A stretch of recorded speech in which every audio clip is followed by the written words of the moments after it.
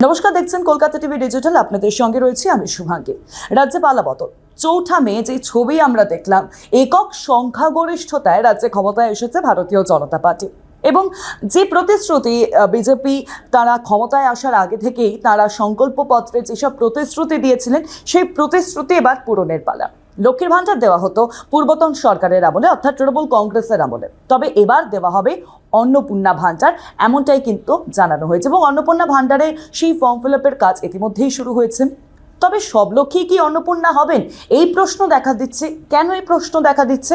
কারণ ইতিমধ্যেই আমরা দেখেছি যে অন্নপূর্ণা ভান্ডারের জন্য যারা লক্ষ্মীর ভান্ডার পেতেন তাদেরকেও কিন্তু 12 পাতার একটি ফর্ম ফিল আপ করতে হবে এবং সেই ফর্ম ফিল আপ ঘিরেই একাধিক প্রশ্ন উঠছে। কারণ সেই ফর্মে আপনার পারিবারিক যাবতীয় তথ্য দিতে হবে, আপনার পরিবারে কতজন সদস্য রয়েছে, আপনার বাড়িতে কটা গাড়ি রয়েছে, এই একাধিক তথ্য দিতে হবে।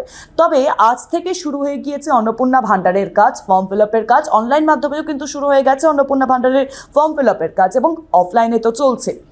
সেক্ষেত্রে বিএলওরা, সরকারি আধিকারিকরা তারা কিন্তু বাড়ি বাড়ি যাবেন এবং অন্নপূর্ণা ভান্ডারের যেই ফর্ম, সেই ফর্ম ফিল আপ করতে আপনাদের সাহায্য করা হবে। এবং পাশাপাশি বলা হয়েছে যে যত তাড়াতাড়ি ফর্ম ফিল আপ হবে, ৩,০০০ টাকা তত তাড়াতাড়ি অ্যাকাউন্টে ঢোকা শুরু হবে। তবে এই সময়সীমা কতটা রয়েছে, কত দিনের জন্য এই ফর্ম ফিল আপ চলবে? 3 মাসের জন্য, অর্থাৎ সেপ্টেম্বর পর্যন্ত একটা সময়সীমা পাওয়া যাচ্ছে এবং তারপরে আর কোনো রকমভাবে ফর্ম ফিল আপ করা যাবে না। সেক্ষেত্রে এই যে সিদ্ধান্ত, সেই সিদ্ধান্তে 12 পাতার ফর্ম নিয়ে একটা জটিলতাও তৈরি হয়েছে। যদিও আমরা দেখেছি যে নারী এবং শিশু কল্যাণ মন্ত্রী অগ্নিমিত্রা পল তিনি কিন্তু জানিয়ে দিয়েছেন যে এই ফর্ম ফিল আপের দ্বারা তারা বিভিন্ন দিক নিজেদের নজরে রাখছেন এবং শুধুমাত্র যে অন্নপূর্ণা ভান্ডারের জন্য সমস্ত তথ্য নেওয়া হচ্ছে তা নয়, পরবর্তী ক্ষেত্রে সরকারের আরও কিছু পরিকল্পনা রয়েছে, সেই সমস্ত বিষয়কে মাথায় রেখেই তারা এই ফর্ম ফিল আপ করাচ্ছে। তবে এই অন্নপূর্ণা যোজনা প্রকল্পের প্রশাসনিক কাজ শুরু হতে চলেছে। আমরা দেখলাম যে সোমবার থেকেই শুরু হয়ে গেল এবং সেদিন থেকেই পূর্ণ মাত্রায় শুরু হয় আবেদন যাচাই প্রক্রিয়া। যদিও প্রকল্পের আনুষ্ঠানিক সূচনা ইতিমধ্যেই হয়ে গেছে যেমনটা বলছিলাম, তবে উপভোক্তাদের তথ্য সংগ্রহ এবং যাচাইয়ের কাজ শুরু করছেন সরকারি আধিকারিকরা, শুরু করে ফেলেছেন সরকারি আধিকারিকরা সোমবার থেকে।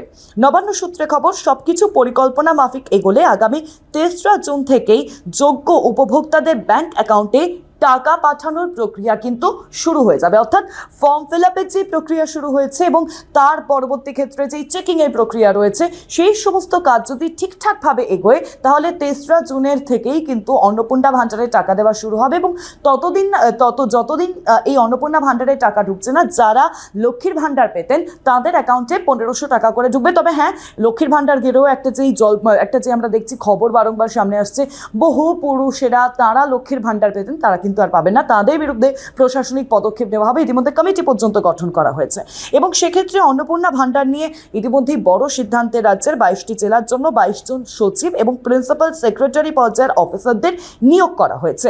অন্নপূর্ণা ভান্ডারের অধীনে আবেদনপত্র আশাকর্মী, অঙ্গনওয়াড়ি কর্মীরা সঠিকভাবে বাড়িতে দিচ্ছেন কিনা তা খতিয়ে দেখতেই মুখ্য সচিবের তরফে এই সিদ্ধান্ত নেওয়া হয়েছে যে 22 জন সচিব এবং প্রিন্সিপাল সেক্রেটারি নিয়োগের সিদ্ধান্ত এবং তারই নজরদারিতে এই আইএএস অফিসাররা তারা কিন্তু ইতিমধ্যেই নিয়োগ হয়েছেন। এবং পাশাপাশি জানাবো যে নবান্নও কিন্তু টার্গেট বেঁধে দিয়েছে এবং সেই মতো 2রা জুনের মধ্যেই নির্দিষ্ট টার্গেটে পৌঁছতে হবে, অর্থাৎ আজকের মধ্যে সেই নির্দিষ্ট টার্গেটে পৌঁছতে হবে আইএএস অফিসারদের। কারণ রাজ্যে 3রা জুন থেকেই অন্নপূর্ণা ভান্ডারের টাকা দেওয়া শুরু হবে, এমনটা ঘোষণা করেছেন মুখ্যমন্ত্রী শুভেন্দু অধিকারী থেকে শুরু করে নারী এবং শিশু কল্যাণ মন্ত্রী অগ্নিমিত্রা পাল। কী হয় এবং 3রা জুন থেকে টাকা অ্যাকাউন্টে পৌঁছতে আরম্ভ করে কিনা সেদিকেই নজর থাকবে। এরকম বিভিন্ন খবরের জন্য অবশ্যই নজর রাখবেন কলকাতা টিভি ডিজিটাল, পাশাপাশি কলকাতা টিভির পর্দায় কলকাতা টিভি রাত দিন 7 দিন।